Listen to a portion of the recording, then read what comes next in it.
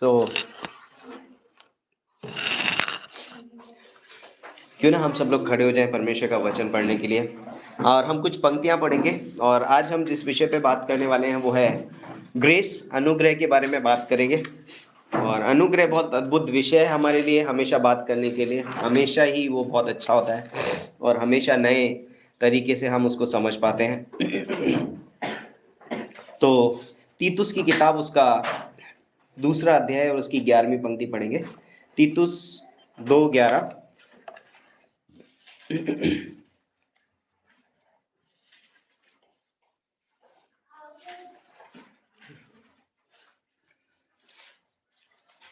उससे पहले क्यों ना हम पहला तिमुथी, सर दूसरा तिमुथी का दूसरा अध्याय और पहली पंक्ति पढ़ेंगे। दूसरा तिमुथी दूसरा अध्याय और पहली पंक्ति। यहाँ पर पौलुस तिमुथी को भी कुछ बोलता है, तीतुस को बोलने से पहले तिमुथी को भी बोल रहा है। कुछ देखिए क्या बोलता है यहाँ पर। दूसरा तिमुथी दूसरा अध्याय उसकी पहली पंक्ति। इसलिए हे मेरे पुत्र, तुम अनुग्रह से जो मसीह यीशु में बलवंत हो जा।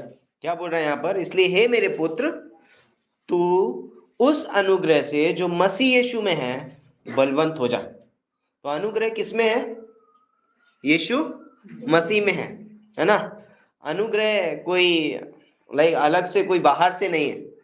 अनुग्रह यीशु मसीह में है ना। और इसके बारे में हम बात करेंगे। अनुग्रह जो है वो हमको क्या करता है? बचाता है। अनुग्रह के बारे में आज बात करेंगे हम। अब हम पढ़ेंगे तीतुस का 2:11। यहाँ पर लिखा है, क्योंकि परमेश्वर का वह अनुग्रह प्रकट है जो सब मनुष्य के उद्धार का कारण है। क्या बोल रहे हैं यहाँ? परमेश्वर का वह अनुग्रह प्रकट है जो सब मनुष्य के उद्धार का कारण है। आप निकालिए दूसरा तिमुथी का पहला अध्याय और उसकी 9वीं और 10वीं पंक्ति। और यहाँ पर लिखा है, जिसने हमारा उद्धार किया और पवित्र बुलाहट से बुलाया, और ये हमारे कामों के अनुसार नहीं पर अपनी मनसा और उस अनुग्रह के अनुसार है जो मसीह यीशु में सनातन से हम पर हुआ है। और 10वीं पंक्ति बोलती है, पर अब हमारे उद्धारकर्ता मसीह यीशु के प्रकट होने के द्वारा प्रकाश हुआ, जिसने मृत्यु का नाश किया और जीवन और अमरता को उस सुसमाचार के द्वारा प्रकाशमान कर दिया। तो आइए हम प्रार्थना करते हैं। परमेश्वर पिता, हम धन्यवाद देते हैं आपके प्रेम, आपके अनुग्रह के लिए, आपकी दया, आपकी कृपा के लिए कि आप महान हैं, आप अनुग्रहकारी हैं। और पिता परमेश्वर, आपने हमें छुड़ाया है, आपने हमें उद्धार दिया है अपने अनुग्रह के द्वारा। पिता परमेश्वर, ये कर्मों से नहीं हुआ है। आज एक विश्वासी यदि स्वर्ग जा रहा है तो पिता परमेश्वर ये आपके प्रेम और आपके अनुग्रह की वजह से है। धन्यवाद करते हैं पिता परमेश्वर, धन्यवाद देते हैं, आपकी महिमा, आपकी स्तुति करते हैं। मेरे मुख कुछ इससे पवित्र कर से मेरे नहीं पिता परमेश्वर, परंतु तेरे वचन निकले। अपने वचन के द्वारा अपने लोगों से बातें कीजिए, पवित्र आत्मा के द्वारा अगुवाई कीजिए। प्रभु यीशु मसीह के नाम से मांगते हैं, आमीन। ओके, आमीन, हालेलुया। Praise the Lord. बैठ सकते हैं आप सभी लोग। तो जब हम पुराने समय में जाते हैं, सबसे पहले आदम बनाया गया, तो आदम ने जब पाप किया तो आदम ने सबसे पहली चीज क्या की? वो अपने आप को बचाने के लिए कोशिश करने लगा, है ना। और उसने कुछ कार्य किए, हम जानते हैं। और उसके बाद भी आज तक हम देख रहे हैं दुनिया में, आज भी लोग जानते हैं, कहीं ना कहीं आप ना बताओ या बताओ भी, और कहीं ना कहीं वो जानते हैं, है ना, वो पापी है और वो अपने आप को बचाने की कोशिश कर रहे हैं। और वो अपने कर्मों से, अपने कार्यों से क्या कर रहे हैं? वो बचाने की कोशिश कर रहे हैं अपने आप को। और इसके लिए बोलते हैं कि वो बहुत सारे काम करते हैं, धन दान करना, पुण्य रिवाज करना, अपने बहुत सारी कुछ भी करना, है ना। कई बार लोग सोचते हैं कि अगर वो अपने आप को दुख देंगे तो वो परमेश्वर को प्रसन्न कर देंगे और परमेश्वर तक पहुंच जाएंगे। तो ये जो है, ये प्रक्रिया है, ये मनुष्य की है, और मनुष्य इस तरीके से करता भी है ना। और वो सोचता है कि मैं ऐसे करूंगा और मैं एक दिन स्वर्ग पहुंच जाऊंगा, है ना। पर एक विश्वासी जो है इसलिए विश्वासी बना है क्योंकि वो परमेश्वर के अनुग्रह से बचाया गया है, राइट। अगर आज आप और मैं यहाँ पर बैठे हुए हैं तो हम में से ऐसा कोई भी नहीं है जिसने ये कहा, ये किया, ये कह सके कि मैंने यहाँ पर इसलिए हूँ क्योंकि मैंने बहुत बड़ा काम किया था, है ना। अगर सोचिए, अगर कर्मों से अगर हमारा उद्धार होता तो हर एक आदमी परमेश्वर के सामने कोई झुकता नहीं। लाइक अनुग्रह हमें परमेश्वर के सामने लाइक आदर, लाइक हमें लाइक घमंड से रोकता है ना। अनुग्रह है ना जो जो घमंड करने से हमें बचाता है। वरना अगर हम कर्मों से अगर काम करेंगे तो हर एक आदमी अपना कॉलर खड़ा करके बोलेगा तेरे से अच्छा मैं हूं, है ना, मेरे से अच्छा तू है, ऐसे करके एक तरीके से कंपैरिजन। स्वर्ग में क्या चल रहा होगा, क्या चलता अगर सब लोग कर्मों से जाते? कोई एक दूसरे से प्यार करता? सब लोग कहते कि मैं मेरी वजह से आया हूं, है ना, मैं देख कितना धर्मी था, मैं देख स्वर्ग में हूँ, है ना। एक दूसरे को नीचा देखते या एक दूसरे के खिलाफ जाते, बट ऐसा होता ही नहीं। पहली बात तो स्वर्ग आप जा ही नहीं सकते उस तरीके से। बट इमेजिन करके देखिए क्या पिक्चर होती स्वर्ग की, कोई पीस होता। जब हम आज स्वर्ग के बारे में सोचते हैं तो हम क्या सोच रहे हैं? स्वर्ग में एक शांति है, स्वर्ग में परमेश्वर है, प्रेम है, अनुग्रह है ना, दया है वहां पर, है ना, बहुत कुछ है वहां पर, है ना। एक बोलते हैं कि सुंदरता है वहां पर, खूबसूरती है वहां पर, परमेश्वर राज्य करता है।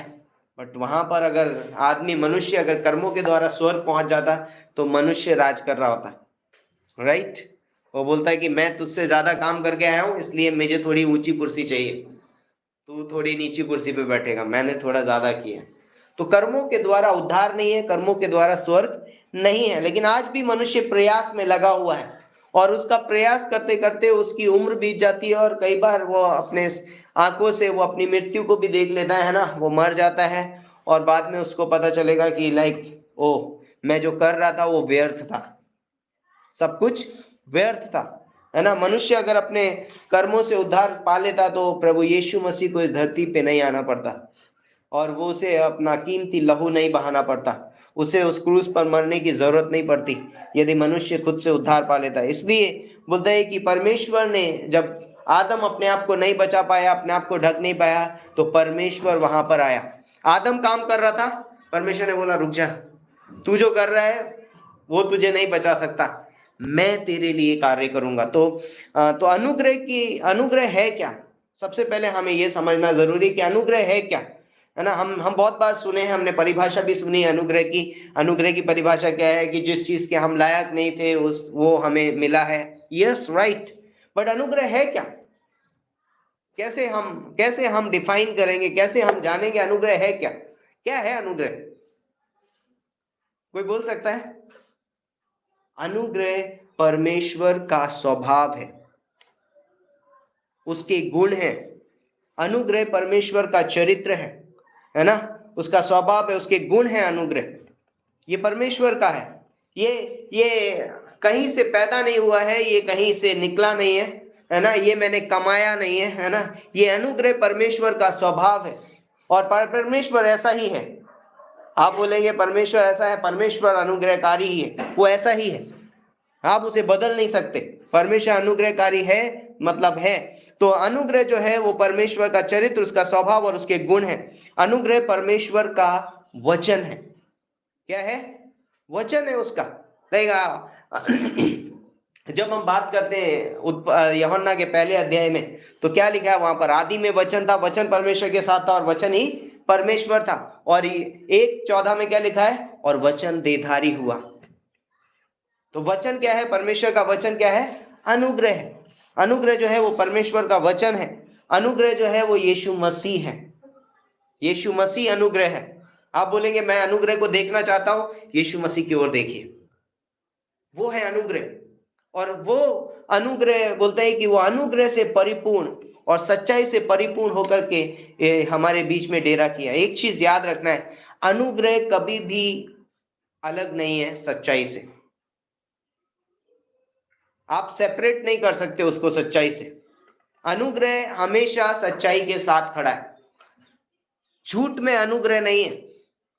झूठ और अनुग्रह एक साथ नहीं रह सकते, पर सच्चाई और अनुग्रह दोनों एक साथ है। और वचन जो है वो इसीलिए वचन को दो धारी तलवार कहा गया।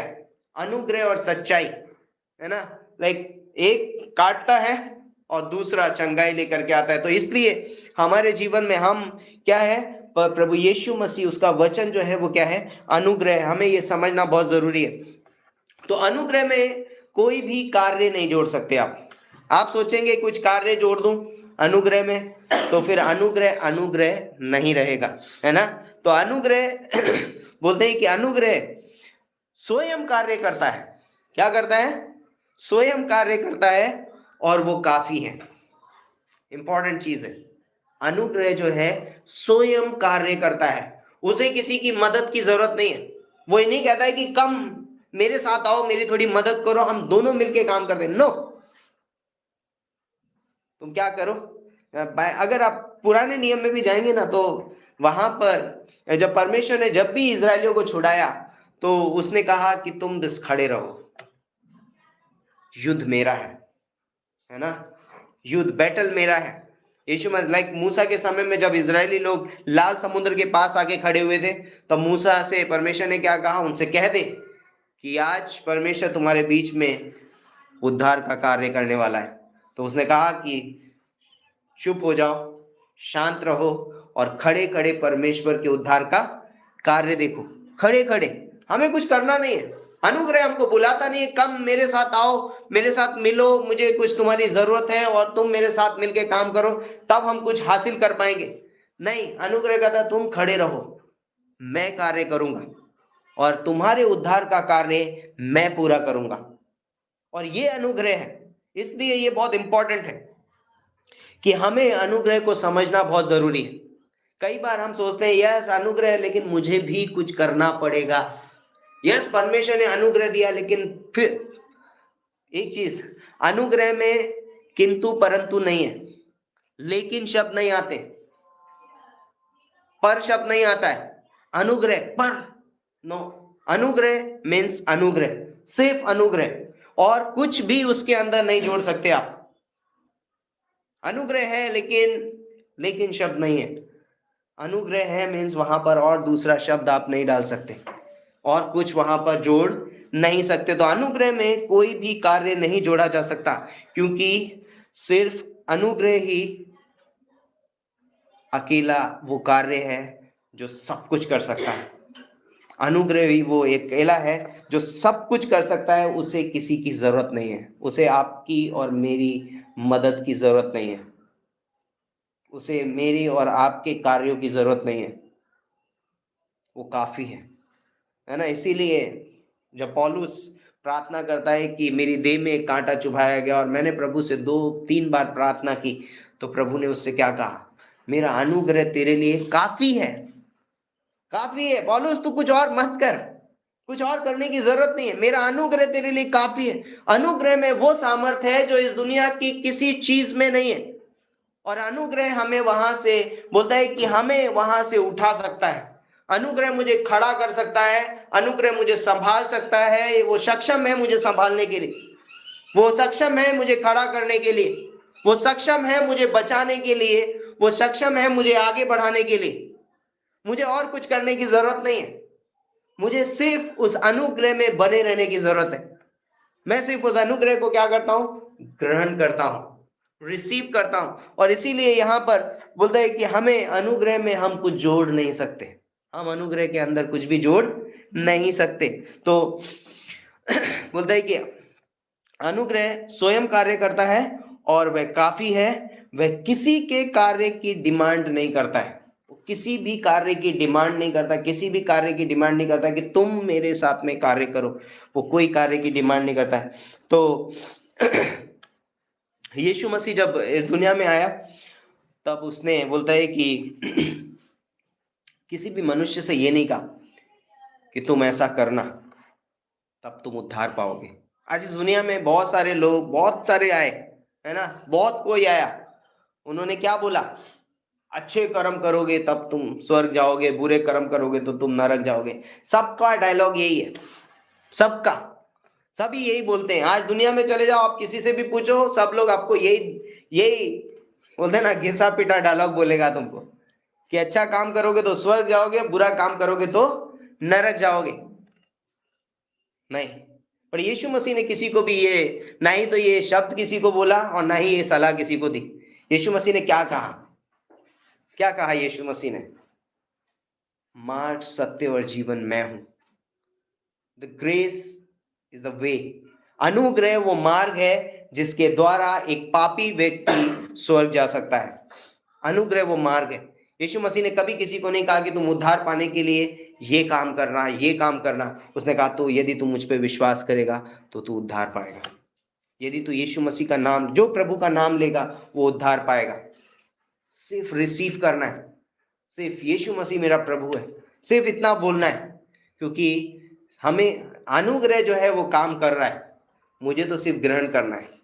अनुग्रह परमेश्वर का एक अद्भुत अनमोल तोहफा है मनुष्य के लिए, और हमें सिर्फ क्या करना है? हाथ फैलाना है, सिर्फ दे दीजिए हमको, रिसीव करना है। लाइक सब लोगों के लिए परमेश्वर ने अपना उद्धार का कार्य अनुग्रह से कर दिया है, और हम सबको क्या करना है? रिसीव करना है। और जो रिसीव कर लेता है, अनुग्रह उसके जीवन में राज करता है। क्या करता है?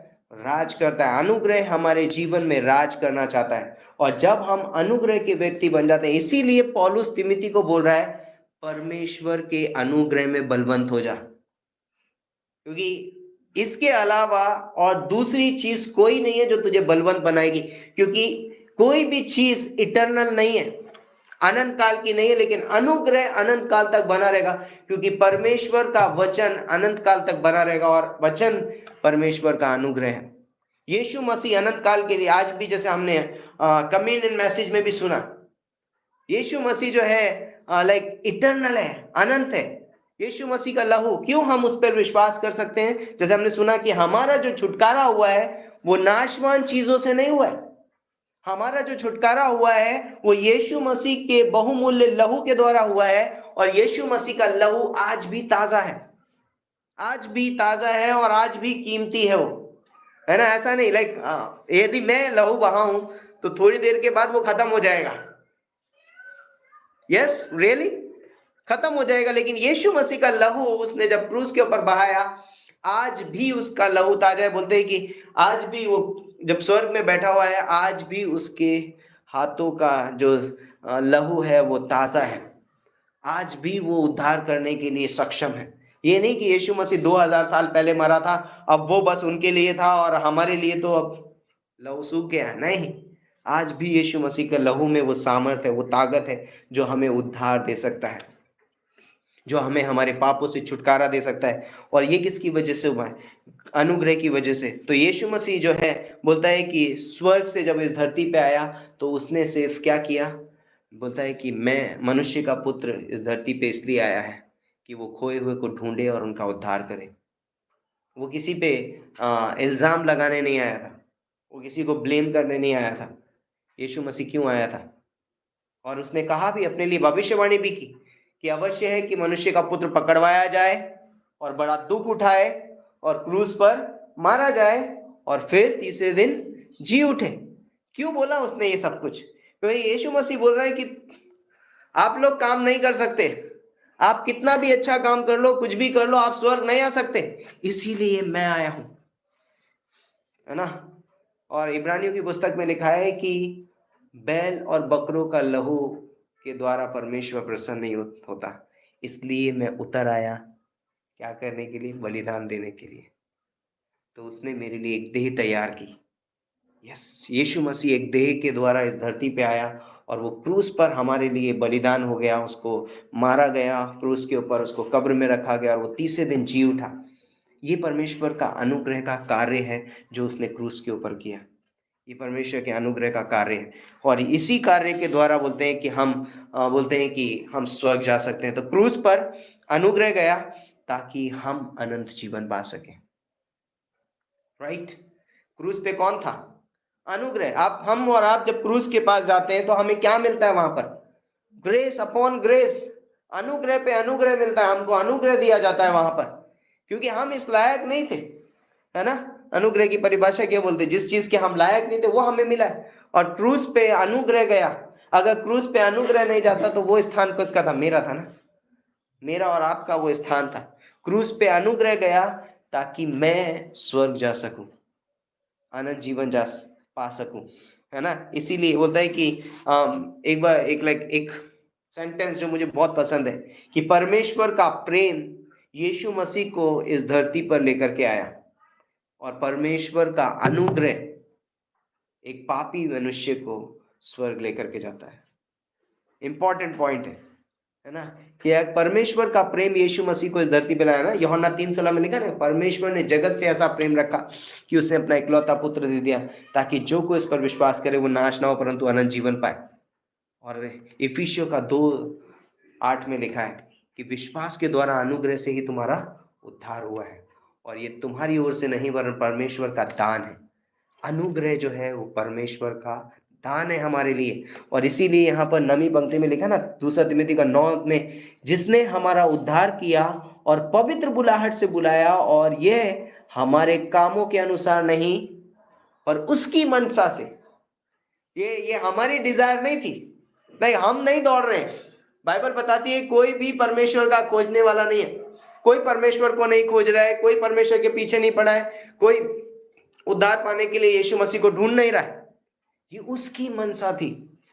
परमेश्वर ने जगत से ऐसा प्रेम किया। जगत परमेश्वर से प्रेम नहीं कर रहा है, परमेश्वर को नहीं ढूंढ रहा है, लेकिन ये उसकी मनसा थी कि उसने हमसे प्रेम किया। वो पापियों से प्रेम क्यों? क्योंकि वो अनुग्रह है, वो अनुग्रहकारी है, इसलिए वो हमको क्या कर रहा है? ढूंढ रहा है। अनुग्रह ढूंढता है, अनुग्रह ढूंढता है और अनुग्रह ढूंढता हुआ इस धरती पे आया। और अनुग्रह बोलता है कि पूरे जगत में बोलता है कि उसने एक मार्ग तैयार किया। अनुग्रह ने पूरे जगत के लिए एक मार्ग तैयार किया है ताकि मनुष्य स्वर्ग जा सके। तो अनुग्रह जो है ढूंढता है, अनुग्रह मार्ग तैयार करता है और अनुग्रह हमें लेकर के जाता है। उस तरीके से जैसे कि आप सोचो कोई गांव अगर कहीं जंगल में बसा हुआ, उसमें जाने का कोई रास्ता नहीं है। एक व्यक्ति बाहर से आता है, पहले वो क्या करता है? ढूंढ रहा है, कोई है इधर? हाँ है, वहां पर, ओके।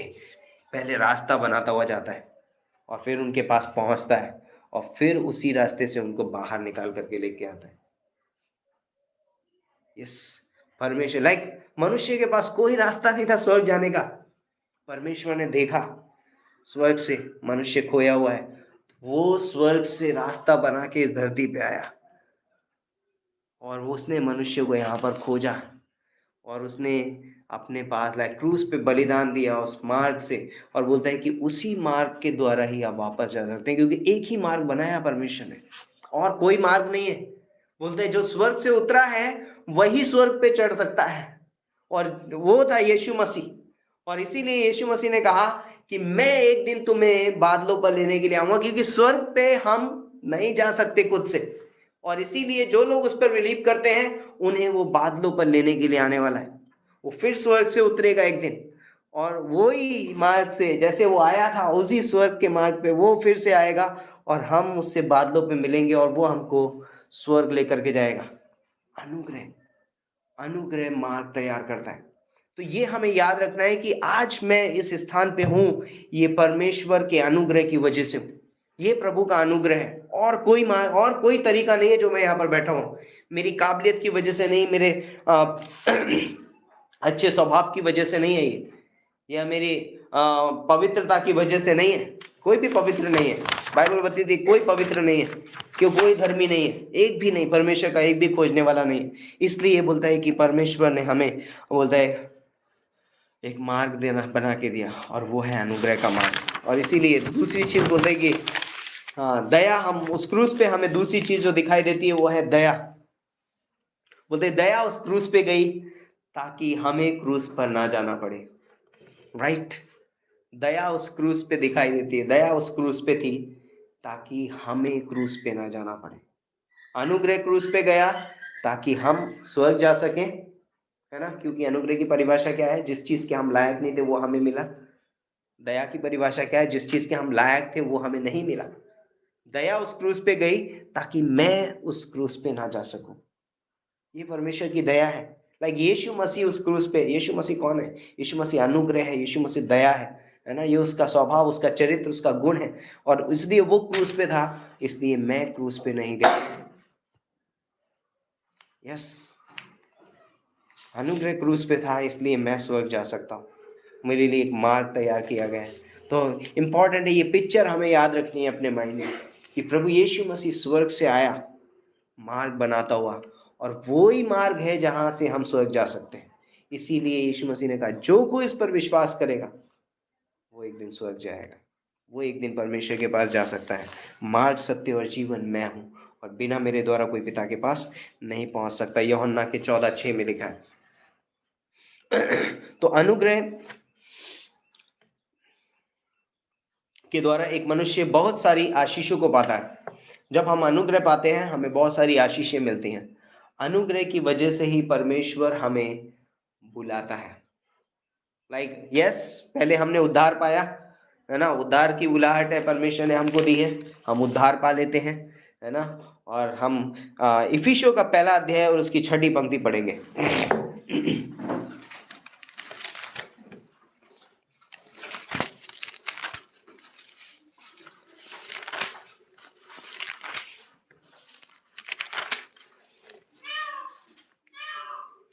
कि उसने उसके उस अनुग्रह की महिमा की स्तुति हो, कि उसके उस अनुग्रह की महिमा की स्तुति हो जिसे उसने हमें उस प्यारे में सेत में दिया है। होता है कि यहाँ अनुग्रह की स्तुति और महिमा करना हमें, क्योंकि उसने क्या किया है, हमें उसमें सेत में दिया है। ये इसका मतलब है कि हम उस प्रिय में स्वीकार किए गए हैं। यीशु मसीह के में हम क्या हुए हैं, स्वीकार किए गए हैं। एक जब हम पापी थे, हम परमेश्वर के बैरी थे, हम दुश्मन थे, है ना, परमेश्वर से दूर थे। लेकिन अनुग्रह की वजह से हम परमेश्वर में स्वीकार किए गए। उसने हमें क्या कर लिया है, ग्रहण कर लिया है उस अनुग्रह की वजह से। तो जब हम उस अनुग्रह के पास जाते हैं हम स्वीकार किए जाते हैं। आप सोच रहे होंगे कि मेरे कार्य परमेश्वर स्वीकार करेगा, है ना, नहीं हो सकता। लेकिन जब आप यीशु मसीह के कार्य के द्वारा उसके पास जाते हैं आप स्वीकृत होते हैं, आप स्वीकारे जाते हैं, क्योंकि वो अपने पुत्र के कार्य से प्रसन्न है, ना कि मेरे कार्यों से। ये उद्धार के विषय में बात कर रहा हूं मैं। यस, एक विश्वासी के कार्य परमेश्वर की नजर में मूल्यवान है, बहुमूल्य है ना। परमेश्वर उनको स्मरण करता है, याद करता है ना, अपने यादगार की पुस्तक में भी लिखता है। आप जो भी कर रहे हो, आप परमेश्वर आपके लिए आपके किसी भी कार्य को भूलता नहीं है। वो अन्यायी नहीं है ना, इब्रानियों का 6:10 में लिखा है, वो अन्यायी नहीं है। लेकिन एक ना उद्धार पाए हुए व्यक्ति बोलता है कि वो अपने कार्यों से परमेश्वर को प्रसन्न नहीं कर सकता, वो नहीं स्वीकार करवा सकता अपने कार्य। लेकिन जब वो यीशु मसीह के कार्य के अनुसार उस परमेश्वर के पास जाता है, वो स्वीकार किया जाता है। जब हम क्रूस के द्वारा, जब हम अनुग्रह के द्वारा परमेश्वर के पास जाते हैं, हम स्वीकारे जाते हैं, परमेश्वर हमको ग्रहण करता है, क्योंकि वो अपने का पुत्र के कार्य से क्या है, प्रसन्न है। ओके, इसलिए दूसरी पंक्ति है इफिसियों का 1:7, क्या लिखा है देखो यहाँ पर। हमको उसमें उसके लहू के द्वारा छुटकारा अर्थात अपराधों की क्षमा उसके उस अनुग्रह के धन के अनुसार मिला है। क्या बोल रहे हैं यहाँ पर, कि हमें परमेश्वर के अनुग्रह के धन के द्वारा क्या मिली है, क्षमा। हम सबको क्षमा की जरूरत है। यदि क्षमा नहीं है तो क्या नहीं हो सकता, बताइए। अगर क्षमा नहीं है तो क्या नहीं हो सकता, रिश्ता दोबारा नहीं बन सकता। यदि ये दो लोगों के बीच में लड़ाई है और वो अगर एक दूसरे को क्षमा नहीं करते हैं, वो रिश्ता कभी भी दोबारा स्टैब्लिश नहीं हो सकता, खड़ा नहीं हो सकता वो रिश्ता। और इसीलिए परमेश्वर बोलता है कि उसने हमें क्षमा प्रदान की। कैसे, उसके अनुग्रह के धन की वजह से। उसके अनुग्रह से उसने हमको क्या दिया है, क्षमा दी है, ताकि हमारा फिर से परमेश्वर के साथ रिलेशनशिप हो जाए, हमारा एक संबंध फिर से बन जाए। और इसीलिए उस क्रूस पर हम क्या देखते हैं, परमेश्वर का प्रेम, अनुग्रह, जिसने एक हाथ मनुष्य का लिया और एक परमेश्वर का, और दोनों का क्या कर दिया, मेल मिलाप कर दिया। हमारा रिश्ता फिर से परमेश्वर के साथ में खड़ा हो गया, क्योंकि हमारे पाप क्षमा हुए हैं। पाप ने मनुष्य को क्या कर दिया था, परमेश्वर से अलग कर दिया था, संबंध को तोड़ दिया था मनुष्य और परमेश्वर के बीच का। लेकिन क्षमा की वजह से, उस अनुग्रह की वजह से हम क्षमा प्राप्त किए हैं, और उसकी वजह से अब हमारा संबंध परमेश्वर के साथ फिर से बन गया है। 8वीं पंक्ति में क्या बोलते हैं देखिए,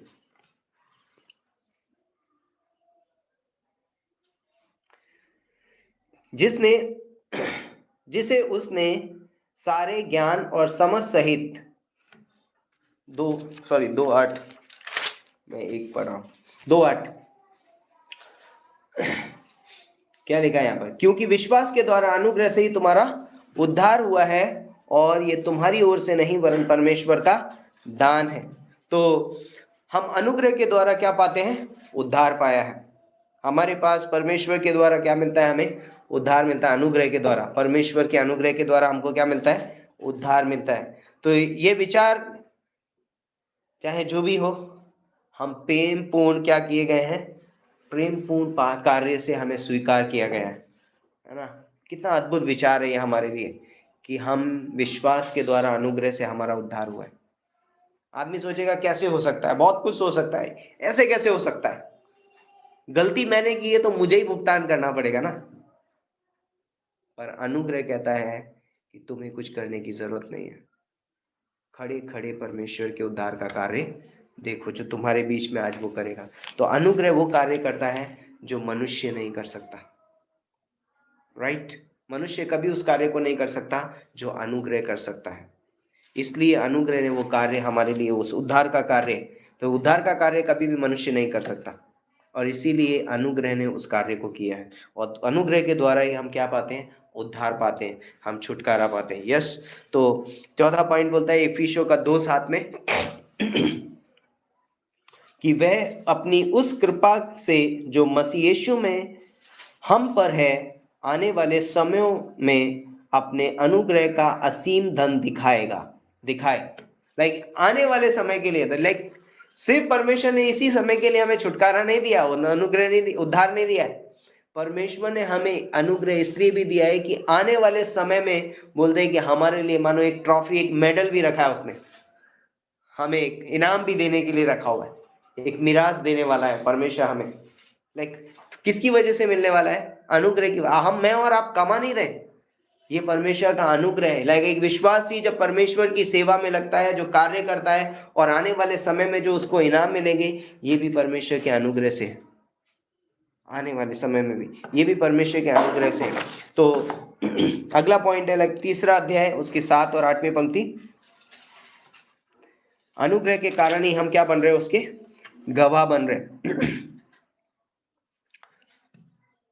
और मैं परमेश्वर के अनुग्रह के उस दान के अनुसार जो उसकी सामर्थ्य के प्रभाव के अनुसार मुझे दिया गया, उस सुसमाचार का सेवक बना। यहाँ पर पौलुस बोल रहा है मैं आज सेवक जो बना हूं, आज जो मैं कार्य कर रहा हूं, किसकी वजह से कर पा रहा हूं? अनुग्रह की वजह से। आज आप और मैं यदि परमेश्वर के लिए कुछ कर पा रहे हैं तो ये हमारी काबिलियत नहीं है, ये हमारी बुद्धिमत्ता नहीं है, ये परमेश्वर का प्रेम और उसका अनुग्रह है। और उस अनुग्रह की वजह से ही हम क्या कर पा रहे हैं? उसकी सेवा कर पा रहे हैं। यदि आप सुसमाचार सुना पाते हैं, ये भी परमेश्वर का अनुग्रह है ना? और इसके लिए भी परमेश्वर हमको क्या करता है? अनुग्रह देता है। छठा पॉइंट बोलता है, चौथा अध्याय और उसकी 29वीं पंक्ति।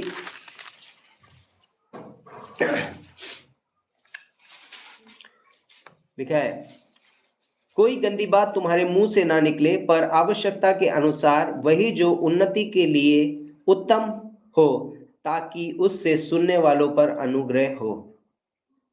अनुग्रह हमको क्या देता है?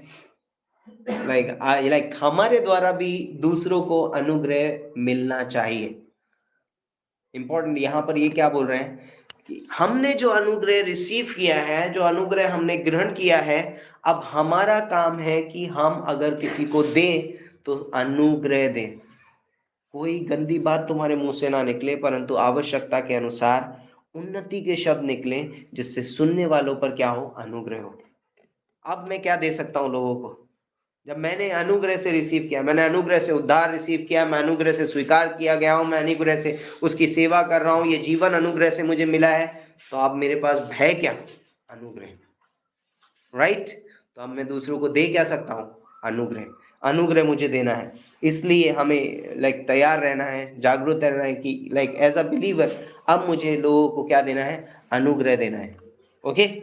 छठा 7वां पॉइंट इफिसियों का 6:24।